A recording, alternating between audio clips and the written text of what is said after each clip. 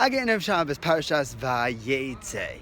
I want to tell you a Vort that you probably won't hear in a regular share. You probably heard this fast MS, that when all the rocks joined together, they weren't fighting anymore, even though some were closer to Yaakov's head, some were further.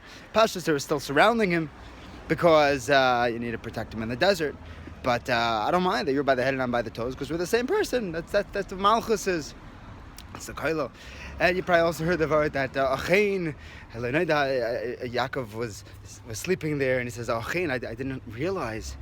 Now, Achein, I knew that there was Aleph, Chof, and Nun. What's Aleph, Chof, and Nun? So Aleph is the Ari, the Chof is the Kruv, and the Nun is the Nesher. I knew that those three were on the Kisei covered. But Anoichi le'edati, I didn't know that there was also a Yud in Achein, that there was also Yaakov up there. Why? Let me share with you another crazy part. Rachel is complaining to Yaakov. She says, "No, give me a bracha." Yaakov Pashas was a gadol hadar, right? His brachas mattered. So he says, "Give me a bracha for kids." I'm like, what? Any kids? She's begging him for a bracha, but the Maisa, Yaakov responded by getting angry. He said, "What? I'm not the Rabbeinu Shalom. There are three partners in a child. The father supplies the white matter, the bones, the sinews. The mother supplies the red matter, the meat, the basar. No, I don't supply neshamas. That's the Rebbeinu job. Lamaisa, it seems like it's not a vera per se. We obviously we don't judge the avos, but we look at what the avos do. We try to learn lessons. Rabbi Akiva is a Gilgul of Yaakov Avinu. This is a relatively, you probably could have figured this one out. It's the same letters, Akiva and Yaakov. Rabbi Akiva was Metzakein, the response that Yaakov had to Rachel. What happened? Rabbi Akiva comes back after 24 years of steiging. He has 24,000 Talmidim. Talmidim are like Bonim. And he looks at his wife, Rachel. Right? He also had two wives. The first one was Rachel. He says, Rachel, these 24,000 kids that I'm coming home with, they're yours. This was a tikkun of Yaakov's response to Rachel. Rachel had a husband who was able to give brachas, so you take advantage of everyone in your life who could give brachas.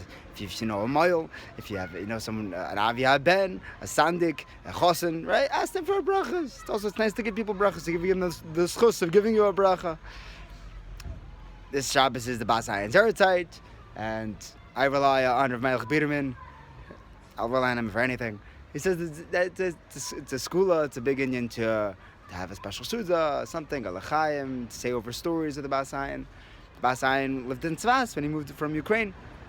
And the Maisa, he wasn't going to live there, but he's going to stay just till after Sukkot, and he hears someone, one of the mothers calling down to her son in Tzvas, right after they bench Geshem. He said, bring in all the laundry because it's going to rain tomorrow.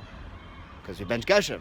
And when you bench Geshem, it rains. The Rebbeinu Shalom responds. And he's like, whoa, as a Amunah Pshuta, he decided to stay. Yeah, he stayed there even throughout the not the hurricanes, the earthquakes. And he rebuilt Tzvas. Even when people went to Yerushalayim after that earthquake. When the Bas Hayan was dying, he called Rav Shmuel Heller, the Rav of Tzvas, and he wanted to reveal to him big secrets. See, there was this big plague that went around Tzvas, and Bas Hayan got it. And before he died, he wanted to share some of the tremendous soid, the Torah, that you have to be mikubal. It's Kabbalah.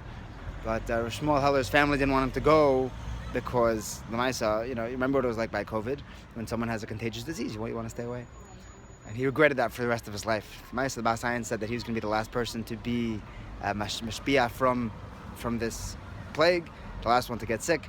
He was mechaper, and everyone, when he was nifter, the whole plague disappeared. He was the last one. So the Meister Shmuel Heller could have gone and not gotten sick. When the tzaddik gives a bracha, it happens. And Rachel was smart for asking her husband for a bracha. If you have someone in your life, who has this chuz, ask them for a bracha. Ask their Rebbeinu Shalom. The Rebbeinu Shalom gives good brachas. Yeah, Baruch Aleinu Hashem Elokeinu. We should be zeicha to see all the brachas in our lives, and we should appreciate them.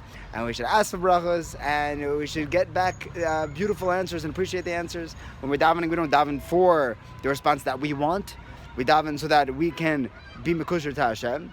And Be'ez Hashem, at least that part we should see the success of, the connection to Hashem in every tefillah and every kapitel Tehillim that we say. We should be zeichet to Gula Shlema B'Karev. Have a beautiful Shabbos.